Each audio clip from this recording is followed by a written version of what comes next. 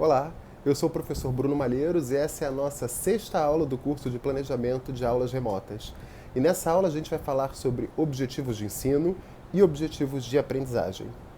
A primeira coisa que a gente tem que saber é que o processo de ensinar e o processo de aprender são processos interdependentes.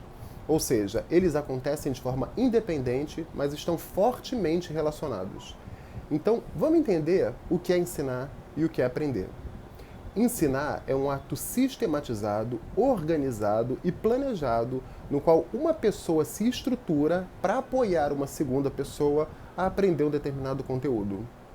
Aprender é uma mudança de comportamento, é uma reestruturação mental que faz com que eu absorva um novo conhecimento sobre um determinado assunto ou modifique um conhecimento que eu já tenho. Com a certeza da diferença entre ensinar e aprender, é possível que a gente consiga entender a diferença entre os objetivos de ensino e os objetivos de aprendizagem.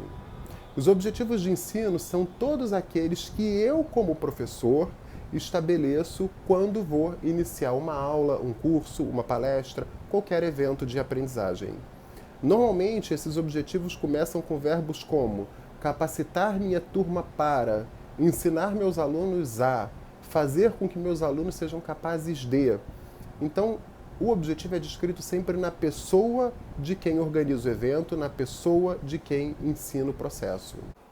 Já os objetivos de aprendizagem dizem respeito àquilo que eu espero que o meu aluno seja capaz de fazer ao término de um determinado evento. Existem diversas taxonomias para a gente organizar os objetivos de aprendizagem. A mais comum ainda é a taxonomia proposta por Benjamin Bloom na década de 50 e que foi revista nos anos 2000. Benjamin Bloom definiu que existem 3 domínios para o processo de aprendizagem acontecer: o domínio cognitivo, o domínio afetivo e o domínio psicomotor. O domínio cognitivo é aquele que a gente mais trabalha nos cursos que são disponibilizados nas escolas formais e nas organizações. É o domínio no qual a gente estrutura novos conceitos, constrói teorias, se relaciona com essas teorias, combina informações de uma pesquisa com outra pesquisa, ou seja, nós organizamos todo o conhecimento do nível teórico para facilitar a aprendizagem do outro. O domínio psicomotor também é muito utilizado tanto para crianças pequenas quanto para o treinamento de adultos no manuseio de máquinas, de softwares, de automóveis. A aprendizagem do domínio psicomotor é aquela que nos orienta sobre como nos movimentarmos, como nos comportarmos em relação ao manuseio de alguma coisa. Por exemplo, quando você treina um bombeiro para apagar um incêndio, ali há uma série de aprendizagens que acontecem no domínio psicomotor. Ou quando você treina uma pessoa para dirigir um automóvel, um piloto para pilotar um avião, um militar para manusear uma arma. Todas essas aprendizagens acontecem no domínio psicomotor. Já o domínio afetivo diz respeito às relações entre as pessoas e à modulação do nosso comportamento. Como é que eu sei como eu devo me comportar entre um grupo de pais, ou entre um grupo de alunos do ensino infantil, entre um grupo de alunos do ensino médio, como eu me relaciono com professores universitários, com o meu vizinho. Todo esse processo é aprendido. Normalmente a gente sabe o que falar e como se comportar quando se encontra na presença dessas pessoas. Essa aprendizagem acontece no domínio afetivo.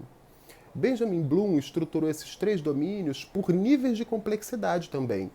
E eu vou falar um pouco mais aqui do nível do domínio cognitivo, porque é o que a gente mais trabalha nos eventos que são organizados em organizações ou em universidades, ou em outras instituições de ensino. Benjamin Bloom dizia que o processo de aprendizagem vai do nível mais básico, que é o nível do conhecimento, até o nível mais elevado, que é o nível do julgamento. O que é o nível do conhecimento? O nível do conhecimento é aquele nível de aprendizagem no qual você está tomando contato com um determinado objeto. Ou seja, eu ainda não o conheço e eu passo a identificar a existência daquele objeto do conhecimento. Quando eu sou capaz de identificar que aquele objeto existe, eu parto para o segundo nível, que é o nível da compreensão. Então, não só eu sei que aquele objeto de conhecimento existe, como eu entendo a importância da existência desse objeto para a realidade. Quando eu sou capaz de entender, ou seja, eu passei do nível 2 da taxonomia de Bloom no domínio cognitivo, eu sou capaz de aplicar aquele conhecimento. Então, se no primeiro, por exemplo, eu descobri que existe um automóvel, no segundo eu entendi para que esse automóvel serve, no terceiro eu vou aprender a dirigir. Entendem a diferença? Cada vez que eu vou subindo no nível de complexidade do domínio cognitivo, mais eu sou capaz de me relacionar com o objeto com o qual eu estou aprendendo, o qual eu estou conhecendo. Depois de aplicar, eu sou capaz de sintetizar aquele conhecimento. Ou seja, eu consigo dizer, no exemplo de aprender a dirigir, cada passo que deve ser dado para dirigir um automóvel na sequência lógica. Esse é o quarto nível do domínio cognitivo, o nível da síntese. Depois que eu passo do nível da síntese, eu sou capaz de chegar no nível da avaliação. Ou seja, eu olho uma pessoa fazendo aquela atividade e eu sei se ela está fazendo certo ou errado. Porque eu já sei a importância daquele conhecimento, eu sei como aplicar, eu sei como sintetizar, então eu sou capaz de avaliar se o que está acontecendo atende ou não atende ao que deveria estar sendo feito. O último nível, o nível mais complexo, é o nível do julgamento, e ele diz respeito não só à avaliação, mas também à crítica sobre aquele determinado conhecimento e à possibilidade de reconstrução desse conhecimento. Então eu posso, por exemplo, quando eu falo sobre um automóvel, olhar um automóvel e dizer que, olha, o sistema de embreagem dele não deveria ser dessa forma. Existem outras alternativas que são melhores, mais baratas, mais eficientes. Enfim, é o último nível do domínio cognitivo. Os níveis de complexidade também acontecem nos outros domínios, no domínio afetivo e no domínio psicomotor. No domínio afetivo, por exemplo, a nossa aprendizagem começa no nível mais básico, que é o nível da recepção dos estímulos afetivos, e vai até o nível mais alto, que é o nível da internalização, da utilização natural daquele comportamento. O mesmo acontece no domínio psicomotor.